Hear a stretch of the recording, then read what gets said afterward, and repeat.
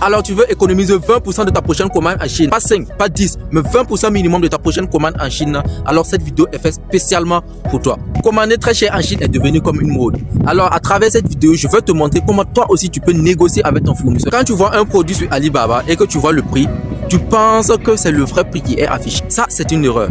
Le fournisseur, il sait qu'en donnant ce prix, forcément, tu vas venir à la négociation. Et le prix est donné de telle sorte à ce que celui qui vient pour acheter passe directement à la négociation. Mais maintenant, si toi, tu ne sais pas comment négocier, forcément, tu vas payer le prix touristique, comme on a l'habitude de dire dans notre jargon. Imagine, tu commandes des produits de 5 millions et que tu sais vraiment négocier avec ton fournisseur et tu arrives à avoir 20% de réduction sur ton achat. 20% de 5 millions, ça fait combien? Ça fait 1 million. C'est même 1 million, tu peux néanmoins réinvestir sur un stock ou bien néanmoins investir sur ta publicité, réinvestir sur le transport et tu te fais des marges. Tout est une question de stratégie, tout est une question de comment savoir bien gérer sa commande.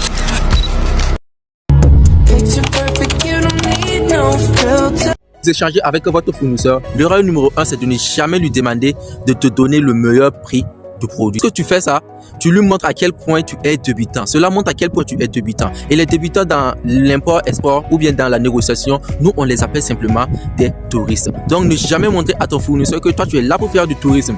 Give me your best price. Il connaîtra simplement que toi, tu es là simplement pour faire du tourisme. Pourtant, lorsque tu es là pour faire du tourisme, tu vas payer au prix élevé que tout le monde. Pourtant, on est là pour faire du business, pour s'enrichir, pour faire des rendements élevés. On n'est pas là simplement pour être des pigeons. La dernière des astuces que je veux partager avec toi, c'est de ne pas simplement négocier sur le produit, mais de négocier aussi sur le package. Il y a un proverbe qui dit qu'il faut toujours viser la lune. À défaut d'atteindre la lune, on atterrit sur les étoiles. Il ne faut pas simplement négocier sur le produit, mais il faut aussi avoir le mindset et l'intelligence de négocier sur le packaging.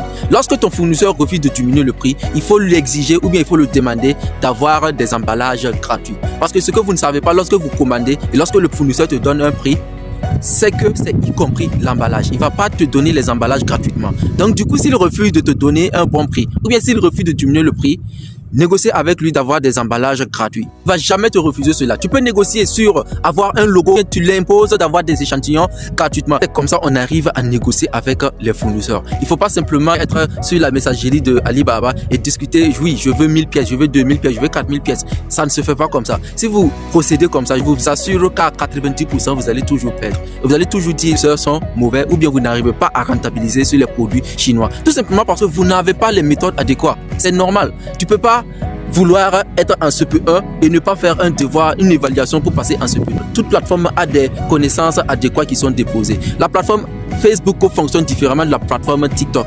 Ils n'ont pas les mêmes algorithmes. Donc, il faut comprendre l'algorithme de TikTok ou bien comprendre l'algorithme de Facebook pour jouer sur leur terrain. Tu ne peux pas appliquer les mêmes méthodes ou bien les mêmes règles du football au basket. Tout comme tu ne peux pas appliquer les mêmes règles du basket au football. Chaque chose, chaque méthode, chaque travail a sa méthode, a ses règles. Donc, il faudrait comprendre les règles avant de vous lancer. Parce que tu es tellement pressé, tu risques de tout perdre.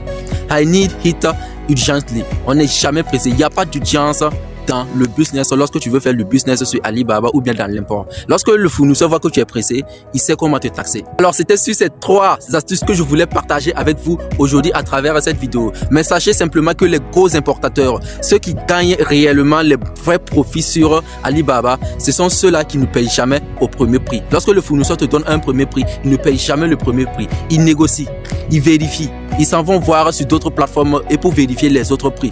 Et surtout, ils ont un réseau. Tu ne peux jamais faire du business en n'étant pas dans un réseau. Les vrais businessmen sont des businessmen qui sont dans un réseau ou bien ont créé leur propre réseau. Alors si tu es seul et que tu veux faire ton business, sache que ça n'ira pas loin.